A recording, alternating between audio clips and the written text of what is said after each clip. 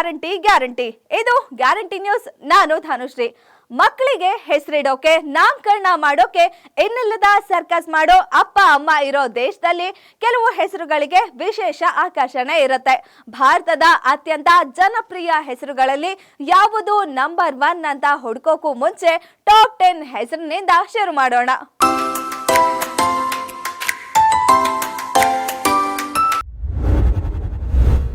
ಗೀತಾ ಅಂದ ಕೂಡಲೇ ಕನ್ನಡದವರಿಗೆ ಚಿತ್ರನಟಿ ಗೀತಾ ನೆನಪಾಗೋದು ಸಹಜ.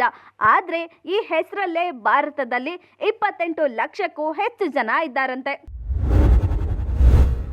ರಾಜೇಶ್ ಅಂದ ಕೂಡಲೇ ಚಿತ್ರನಟ ರಾಜೇಶ್, ಗಾಯಕ ರಾಜೇಶ್ ಕೃಷ್ಣನ್ ಹೆಸರೆಲ್ಲ ನೆನಪಾಗುತ್ತೆ ಅಲ್ವಾ? ಈ ಹೆಸರಲ್ಲೂ ಕೂಡ ಹೆಚ್ಚು ಕಡಿಮೆ 28 ಲಕ್ಷಕ್ಕೂ ಹೆಚ್ಚು ಜನ ಇದ್ದಾರೆ ಅಂತಿದೆ ಒಂದು ಸಮೀಕ್ಷೆ.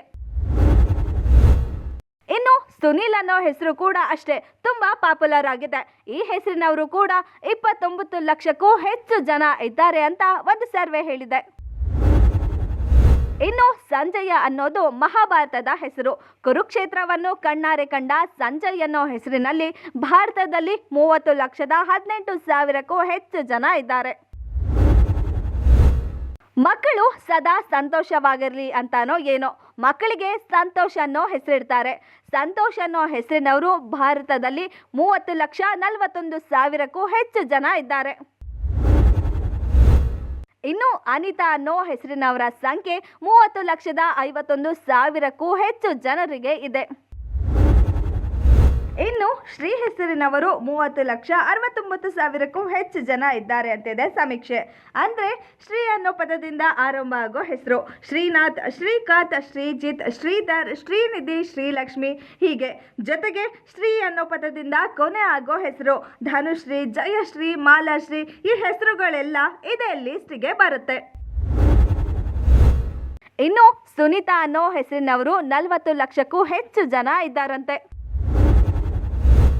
ಇನ್ನು ಮುಸ್ಲಿಮರಲ್ಲಿ ಮಹಮ್ಮದ್ ಅಥವಾ ಮೊಹಮ್ಮದ್ ಹೆಸರಿನ ಮೇಲೆ ಪ್ರೀತಿ ಹೆಚ್ಚು.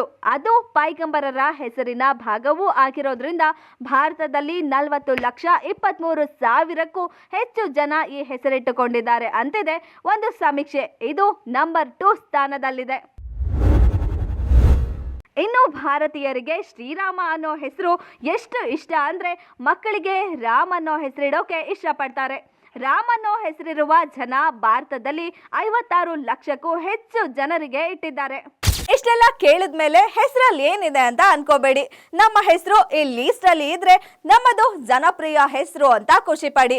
ಹೆಸರು ಇಲ್ಲದೆ ಹೋದ್ರೆ ನಮ್ಮ ಹೆಸರು ಸ್ಪೆಷಲ್ ಆಗಿದೆ, ಜಾಸ್ತಿ ಜನ ಯಾರು ಇಟ್ಕೊಂಡಿಲ್ಲ ಅಂತ ಖುಷಿ ಪಡಿ ಅಷ್ಟೇ. ಇದಾಗಿತ್ತು ಈ ಹೊತ್ತಿನ ಸ್ಪೆಷಲ್ ಸ್ಟೋರಿ. ಇನ್ನಷ್ಟು ಸುದ್ದಿಗಾಗಿ ನೋಡ್ತಾ ಇರಿ ಗ್ಯಾರಂಟಿ ನ್ಯೂಸ್. ಸುದ್ದಿ ಖಚಿತ, ನ್ಯಾಯ ನಿಶ್ಚಿತ. ಗ್ಯಾರಂಟಿ ನ್ಯೂಸ್, ಸುದ್ದಿ ಖಚಿತ, ನ್ಯಾಯ ನಿಶ್ಚಿತ.